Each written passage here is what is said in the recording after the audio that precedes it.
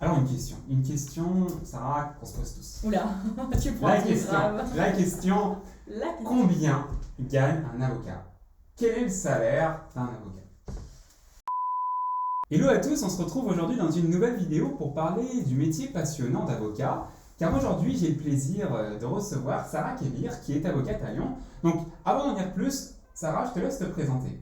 Bonjour à tous, merci Morgane pour ton invitation. Je m'appelle Sarah, je suis avocate depuis 6 ans au barreau de Lyon et depuis 3 ans, je suis associée chez Wave Avocat avec Anaïs. Super. Alors, de quoi on va parler dans cette vidéo? Donc, on va parler du métier d'avocat.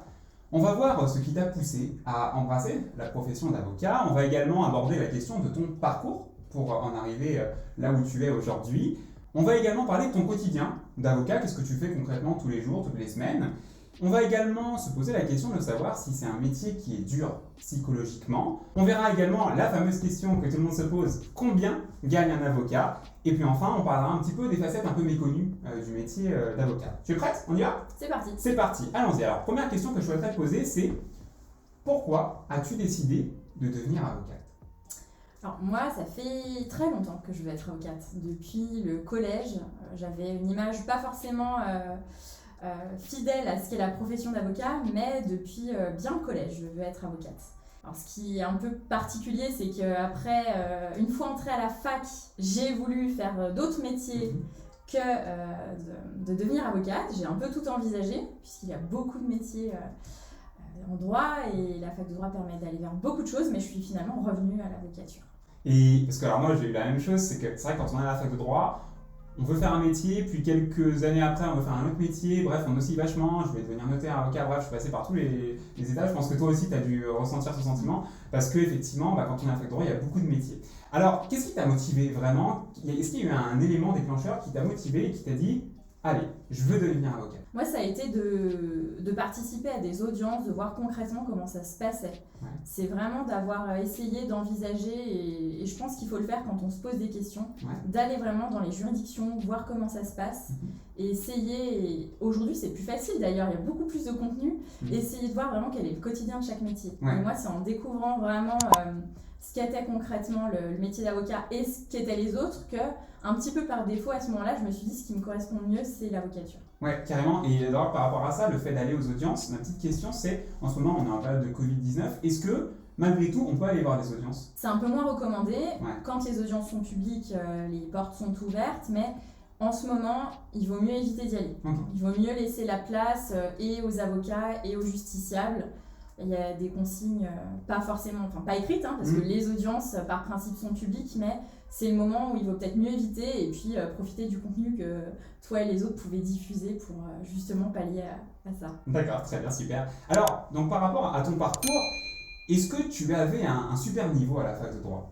Non, j'avais pas un super niveau, j'étais pas une élève excellente, je faisais partie du lot moyen, je travaillais beaucoup. J'ai passé les premières années sans trop de difficultés. J'étais au rattrapage en Master 1. Ouais, d'accord. Tu as fait quel Master 1? Master 1, alors c'était carrière judiciaire à l'époque. Je ne sais pas si c'est droit privé général aujourd'hui, il me semble. Voilà, donc j'étais une élève moyenne. Je m'en sortais, mais j'avais pas de mention particulière. D'accord, tu étais à 11-12 C'est ça, j'étais en dessous de la mention de Lyon 3, donc entre 12 et 13. D'accord, parce que tu as fait ta scolarité à Lyon 3. Oui. Ok, super. Alors, quelle a été ton expérience? Parce que du coup, tu as eu ton Master 1. Oui. Et tu as passé le CRFPA juste après le Master 1. Oui. Quelle a été ton expérience de l'examen d'entrée à l'école des avocats? Alors, mon expérience, elle a été déjà de savoir qu'à ce moment-là, je voulais passer le CRFPA. Parce que, donc, on peut le passer en ayant un Master 1, donc c'était possible, mais je ne sais pas en termes de statistiques vraiment quels sont les étudiants qui le présentent avec un Master 2, mais beaucoup d'étudiants ont un Master 2 ou préparent le CRFPA en étant en Master 2. Donc ça, c'était vraiment une problématique pour moi. J'avais un peu un manque de légitimité à cette époque-là de me dire je vais le présenter avec un Master 1. Mais j'ai fait ce choix-là en me disant que si j'allais à l'école des avocats, peut-être que tu m'en parleras après, je ne sais pas, mais dans le cadre de la formation à l'école des avocats, on peut, à un moment donné de la scolarité, préparer un Master 2. Donc moi, mon raisonnement, c'était de dire, j'avais été acceptée en Master 2, mais je n'y suis pas allée en me disant, je vais essayer d'entrer à l'école des avocats. Si j'y suis, à ce moment-là, je pourrais peut-être faire le choix d'intégrer un Master 2. Ok, super. Et tu l'as réussi du premier coup, le CRFPA? Non, je l'ai raté la D'accord. première fois. J'étais pas admissible aux oraux. D'accord. Je l'ai raté à l'écrit. Je sais plus vraiment si j'étais loin, pas loin. Je sais que j'étais dévastée à ce moment-là. Je comprends. Comme beaucoup, voilà, j'ai mis très longtemps j'ai mis quelques mois à m'en relever. Parce qu'on travaille beaucoup et effectivement, quand on a cet échec, on se dit ah bah ouais, d'accord, qu'est-ce que je vais faire? Tu t'es, je pense, demandé, tu t'es posé la question de savoir est-ce que tu allais continuer, est-ce que tu allais faire autre chose. Je pense qu'on a tous ces questionnements. Et finalement, donc tu as retenté. C'est très inspirant, du coup, tu as retenté le barreau pour le réussir. Pour le réussir la deuxième fois, effectivement. Ouais. Donc tu t'es servi de ton échec du premier pour rebondir et ça c'est tout à ton honneur, bravo, bravo pour cela. Alors, quelle est ta journée type, ta semaine type en tant qu'avocate? Alors, je vais plutôt te répondre sur une semaine type, okay. Parce que les journées sont très variées. Par exemple, hier j'étais en audience toute la journée, donc j'ai pas vraiment eu d'activité de bureau, entre guillemets, de préparation de dossier, de téléphone, de rendez-vous. Donc sur une semaine, c'est plus représentatif. Ce qui va vraiment configurer ma semaine, c'est les audiences. D'accord. Je vais regarder, par exemple, la semaine prochaine, quand j'ai des audiences, je suis bloquée en audience. Et après, sur le temps où j'ai pas d'audience, je vais prioriser soit les rendez-vous urgents, donc rendez-vous pour rencontrer des clients, soit le travail de rédaction que je dois faire avec les deadlines que j'ai pour remettre des actes, par exemple. Et à côté de ça, on a tout ce qui n'est pas le sommet de l'iceberg, et tout ce que les gens ne voient pas, et qui est important quand on est dirigeant d'une société, dirigeant d'un cabinet, qui va concerner tout ce qui est administratif, la comptabilité, la gestion de la facturation. Voilà. Donc si je comprends bien ce que tu me dis, c'est que l'avocat, il ne passe pas ses journées à plaider. Non. Il ne fait pas que ça. Ça, c'est une fausse pensée commune. L'avocat ne passe pas du tout sa journée à plaider. Je mets un petit bémol. Dans certaines structures qui vont être des gros cabinets, on va trouver des équipes d'avocats, entre guillemets, et certains avocats vont être affectés à rédiger. Et certains avocats vont être affectés à plaider. Donc ça, c'est dans les structures un peu plus importantes. Donc il y a des cabinets, par exemple dans ma matière, en droit du travail, avec des avocats qui vont plaider et qui vont quasiment jamais rédiger. Vraiment, eux, ils se spécialisent dans la technique oratoire, la défense du dossier. Et donc ils vont, eux, beaucoup se déplacer et aller plaider. Le lot commun des avocats, comme nous, on passe vraiment pas notre journée à plaider. La plaidoirie, c'est vraiment uniquement l'aboutissement du dossier, mais en amont, il y a tout le travail de réception du client, de préparation du dossier, de rédaction, et c'est le plus gros de notre travail concrètement. Donc l'avocat ne passe pas ses journées à plaider, et d'ailleurs je crois qu'il y a des avocats qui ne plaident pas du tout, par exemple je pense en droit des sociétés, ou des avocats qui plaident quasiment pas au tribunal, c'est ça Tous les avocats qui travaillent dans des matières non contentieuses, qui ne font pas de contentieux du tout, il y en a, notamment comme tu disais, ceux qui vont faire de la création de sociétés, qui vont gérer la vie quotidienne des sociétés, hors contentieux, eux ne plaident jamais. Et on a des confrères qui achètent une robe pour prêter serment et qui ne la reportent ensuite jamais, sauf aux événements. Donc il y en a qui ne plaident pas. D'accord, ok, c'est important à savoir. Alors, on a parlé un petit peu de droit des affaires, tout ça, mais ça, c'est pas ta spécialité véritablement. Toi, en quoi ça consiste concrètement ta spécialité? Alors, juste avant de te répondre, j'ai une petite précision. La spécialité pour les avocats, c'est quelque chose de bien particulier. C'est une certification que l'on peut demander quand on a exercé pendant 4 ans dans une matière particulière. Et on repasse un peu un examen. Parce qu'on doit constituer une sorte de mémoire, passer devant un jury avec un universitaire, un magistrat et un avocat. Ce jury va apprécier si vraiment on peut se dire être spécialiste dans la matière. D'accord, ok. Donc c'est encore une fois pas le lot commun des avocats, ceux qui sont spécialisés, c'est ceux qui ont fait cette démarche-là. Mais par contre, donc moi je ne suis pas spécialiste, je n'ai pas passé cette certification, mais j'ai choisi de travailler uniquement dans des domaines, on va dire d'expertise, parce que je ne fais que ça, bien que je ne sois pas spécialiste. Donc moi je travaille uniquement en droit du travail et en réparation du dommage corporel. D'accord, ok, donc responsabilité civile, tout ça, de manière générale aussi. Mais axé vraiment préjudice corporel, donc suite à accident du travail ou à... Un TIAC, nomenclature d'un TIAC. C'est ça, c'est mon ami d'un TIAC. Évidemment. Alors, une question qu'on se pose quand même par rapport au métier d'avocat, est-ce que c'est un métier qui est dur psychologiquement? Est-ce qu'il y a beaucoup de pression? Alors, on a pas mal de pression. Je pense que ça dépend de l'exercice qu'on a. Parce que concrètement, il y a autant d'avocats que d'exercices différents. Dans certaines matières, on va avoir la difficulté psychologique. Moi, en droit du travail et en préjudice corporel, quand même. Ouais. Je peux avoir des situations un peu compliquées avec l'émotion à gérer, avoir le recul nécessaire, mais dans l'empathie quand même, parce que on est nécessairement aux côtés de notre client. Ensuite, on a la pression, et ça, je pense que tout le monde la ressent nécessairement, la pression financière. Pouvoir gérer un cabinet, notamment avec la période de confinement et de Covid. Nous, on était sur notre 2e année d'activité, donc comme toute société, peu importe son activité, ça c'est compliqué, ça c'est une pression qu'on a.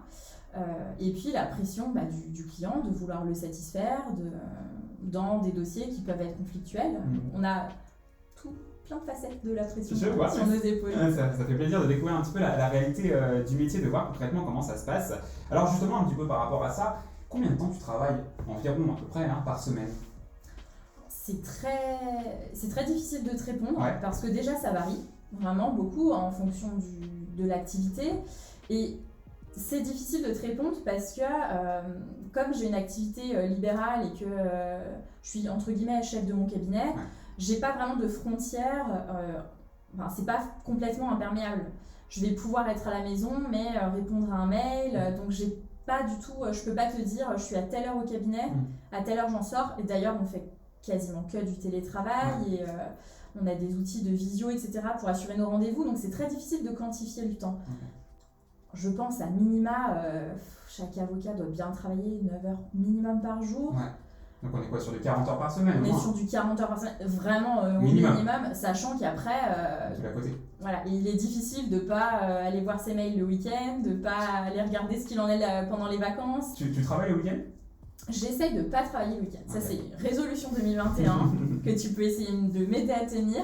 J'essaie de ne pas travailler le week-end pour vraiment avoir un équilibre, mais c'est compliqué parce que c'est mon activité, parce que je suis passionnée par ce que je fais, parce que mine de rien, c'est mon cabinet aussi, c'est mon petit bébé. Donc, c'est compliqué vraiment de garder la droite ligne, de se dire je ne travaille pas le week-end. Mais j'ai bien évolué là-dessus et autant... Au début, quand tu commençais, vas-y. Quand j'ai commencé, j'étais pas à la tête de mon cabinet, j'étais collaboratrice.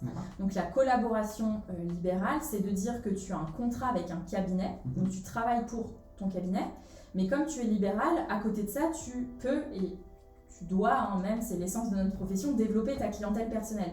Donc quand j'étais au cabinet, je travaillais pour le cabinet et les dossiers que j'acceptais à titre personnel, c'est le conseil à suivre, mais je les travaillais sur, entre guillemets, mon temps personnel et mes week-ends. Donc là, c'est vrai que c'est le moment un peu compliqué. Et puis quand tu commences, tout prend plus de temps parce que tu sais pas faire. Voilà. Donc, forcément. Est-ce que tu aurais une petite anecdote à nous raconter sur ta vie d'avocate? Oui, j'ai une petite anecdote, quelque chose qui est arrivé il n'y a pas longtemps et qui m'a énormément émue. J'ai une cliente que j'ai suivie il y a 3 ans, bien 3 ans, un peu plus de 3 ans. Pour moi, mon travail était normal et lambda, quotidien.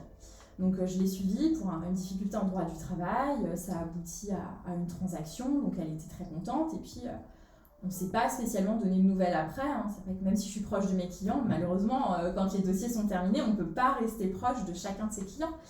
Et là, dernièrement, j'ai reçu un mail, en plus j'ai changé d'adresse mail, etc. Donc c'était vraiment pas attendu pour moi.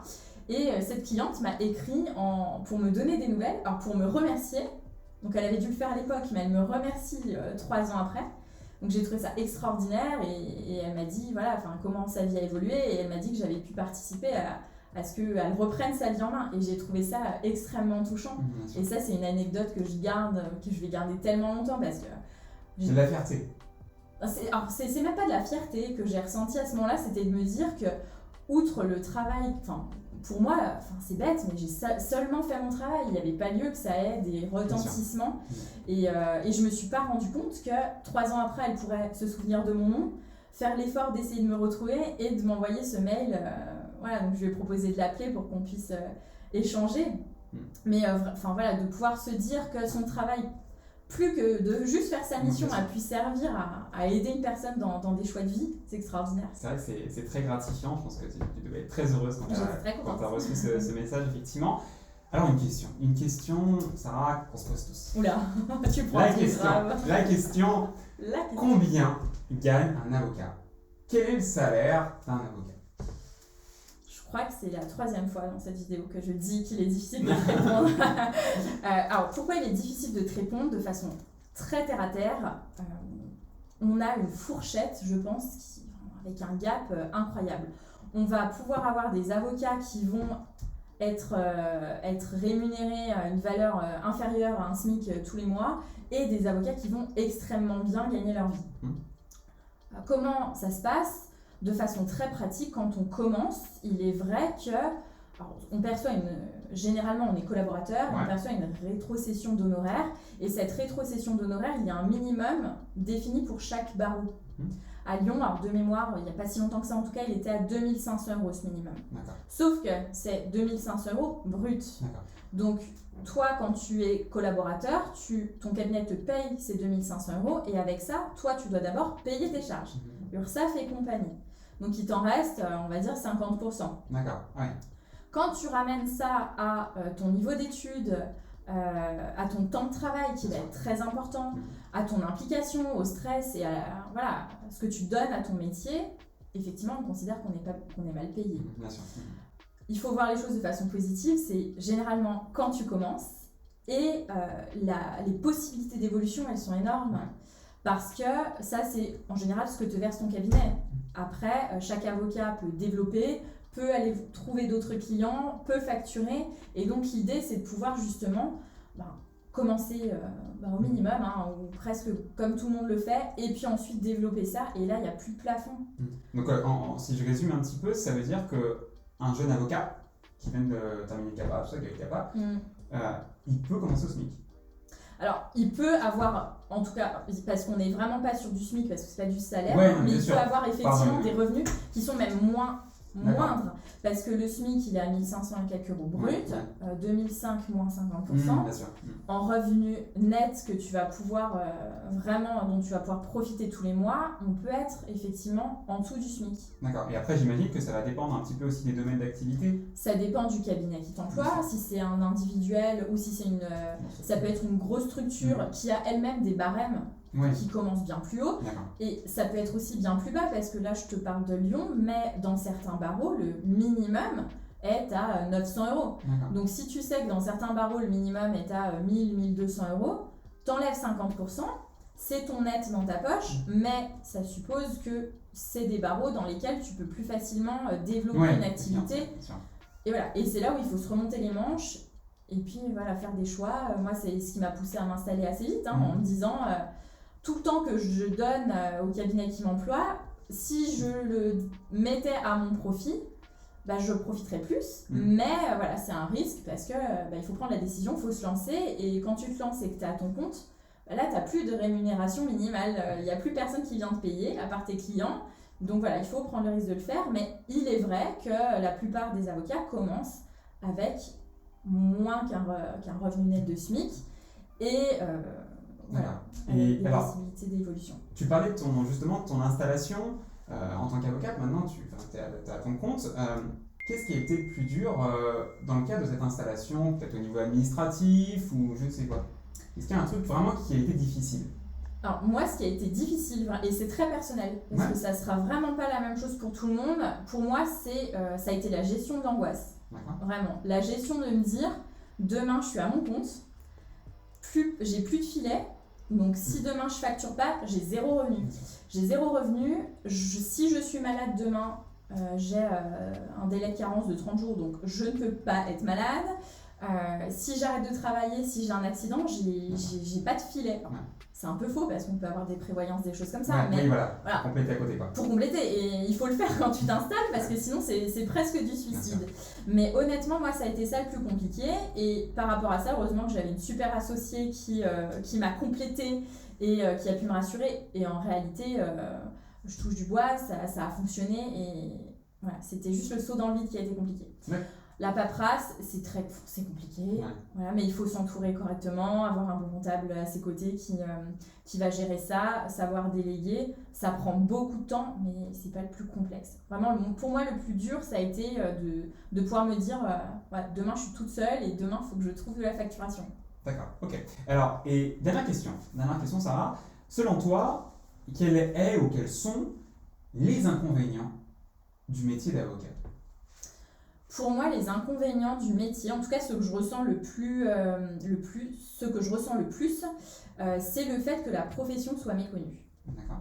Parce que quand on va recevoir un client et qu'on va lui expliquer quelle est la stratégie à mettre en place dans son dossier et qu'on va lui parler d'honoraires, parce qu'il ne faut pas que ce soit un sujet tabou, il faut que le client puisse savoir ce qu'il doit payer, il faut que moi je puisse dire quelle est la valeur de mon travail aussi. Parce que même si j'aime mon métier, et c'est pas du bénévolat, il faut que je puisse manger grâce à ça. Le fait que le métier soit méconnu et qu'il y ait plein de préjugés, les gens ne vont pas comprendre. Et par exemple, si pour une procédure, je dis, moi, mon prix ici, c'est 1 500 € hors taxe, déjà, ils ne vont pas forcément comprendre pourquoi c'est hors taxe et pourquoi il y a de la TVA. Ensuite, ils vont se dire, l'avocat, pour une plaidoirie, prend 1 500 €. Ils vont penser que 1 500 € c'est dans ma poche, alors que comme on l'a dit juste avant, il y a les charges qui représentent bien plus de la moitié. Et ils ne vont pas se rendre compte de tout ce qu'il y a justement en dessous de ce sommet de l'iceberg. Ils ne vont pas se dire que pour moi le dossier c'est uniquement, ils vont penser au contraire que le dossier c'est les avoir vus une fois en rendez-vous, avoir rédigé 2-3 trucs en pensant que ça va vite parce que j'ai 50 modèles et aller plaider. Et entre tout ça, ils ne vont pas se rendre compte que il y a tous les échanges déjà avec eux, même si c'est un quart d'heure par-ci par-là, ça prend du temps, qu'il y a tous les échanges avec la partie adverse, avec la juridiction, qu'on a beaucoup de pression sur des questions de procédure, de gestion de délai, de démarches à faire, de préparation de dossier. Et le fait que tout ça, ça soit pas perçu et que ce qu'on entende, parce que j'ai de la chance, on ne me le dit pas tous les jours, mais que ce qu'on entende, c'est de dire l'avocat, de toute façon, il roule en Mercedes. C'est encore ça aujourd'hui qu'on entend. Et que c'est de l'argent facile. Non, on travaille vraiment à la sueur de notre front. Et voilà, je pense que ce qui est méconnu, c'est tout ça. L'inconvénient, en tout cas, c'est ça. C'est qu'on ne connaisse pas vraiment notre travail. Quand on va voir un médecin, si le médecin nous dit je vais vous opérer, je vais facturer tant, tu vois, alors que, mine de rien, on a aussi un niveau d'études. On n'a pas uniquement je dénigre pas, mais on n'a pas uniquement un bac, on a un niveau d'études, ce qui veut dire qu'on a des compétences et que ça doit pouvoir être valorisé. Mais comme tout est accessible sur les forums internet, etc., assez souvent, moi quand on m'appelle et on me dit j'ai une question en droit du travail, on me pose la question et il faudrait que je sache. C'est pas aussi simple, parce que si justement la question est posée, c'est que c'est pas facile, c'est que il faut rechercher, il faut prendre du temps. Et de toute façon, ça c'est de manière générale. Alors, le juriste et puis surtout l'avocat ne sait pas tout, ne connaît pas les lois par cœur, ça c'est un cliché clairement qui apparaît partout, mais l'avocat il ne connaît pas le code civil et le code pénal par cœur. L'avocat justement, il sait où chercher, je pense que c'est ce qui va faire la plus-value, il sait où chercher et comment appréhender les choses, et c'est en cela que cette profession est magnifique. Alors, pour finir, est-ce que tu auras un conseil à partager à ceux qui seraient intéressés par la profession d'avocat? Mon conseil, ce serait de vous inciter à vraiment aller voir et à être curieux. Qu'est-ce que c'est vraiment concrètement la profession? Parce que vous avez peut-être une image qui est celle d'Ali McBeal et tous les avocats qu'on peut voir dans les séries américaines. Concrètement, c'est pas ça. Et voilà, on ne fait pas des transactions en négociant des montants, en bluffant, en faisant des stratégies toutes complètement alambiquées. C'est vraiment de s'intéresser au métier. Alors en ce moment, c'est un peu compliqué de trouver un stage. Ça c'est vrai, concrètement, c'est difficile. Si c'est possible, essayez de faire des stages dans des cabinets. Et si ça l'est pas, essayez d'aller en juridiction, voir ce que c'est, de vraiment trouver du contenu qui reflète le quotidien de l'avocat, pour soit vous surmotiver pour préparer le CRFPA, soit vous dire finalement ça ne me convient pas trop, si dans les faits ça ne doit pas vous convenir. Et d'ailleurs, pour la petite anecdote, tu as parlé des stages. D'ailleurs, vous avez une stagiaire en ce moment. Oui, et qui fait un petit coucou d'ailleurs. Voilà, Mélina, qui a la particularité d'être l'une de mes étudiantes à l'école de publicité. Donc voilà, essayer de trouver un stage à côté des études, c'est pas facile en ce moment, mais il faut quand même ne pas lâcher. Ok, super. Et ben merci à toi. Merci à toi d'être venu sur la chaîne. Où est-ce qu'on peut se retrouver, Sarah? Alors vous pouvez nous retrouver en tapant donc soit sur YouTube, soit sur Instagram ou via les podcasts. Je peux pas, j'ai avocat. By Wave Avocat. On publie, donc on a une chaîne de podcast, on va te recevoir prochainement. On a également des vidéos, on diffuse du contenu juridique super, au quotidien. Très intéressant, génial. Et puis Sarah Kébir aussi, avocate au barreau de Lyon, naturellement. Alors, si vous avez bien aimé la vidéo, abonnez-vous pour recevoir d'autres vidéos de ce genre, notamment sur les professions juridiques, sur les avocats. On va faire une vidéo avec ta collègue qui est juste là, Anaïs, aussi sur le métier d'avocat, mais sur d'autres aspects. Donc si vous avez bien aimé la vidéo, n'oubliez pas de la liker, d'appuyer sur le petit pouce bleu, et puis surtout, un petit mot pour ponctuer cette vidéo, un petit mot comme ça, premier mot qui vient par la tête. Si vous voulez devenir avocat, allez-y. Parfait, c'est voilà. formidable. Exactement, et c'est le mot de la fin. Merci à toi Merci encore. Morgane. Et puis ne cessez jamais de croire en vous.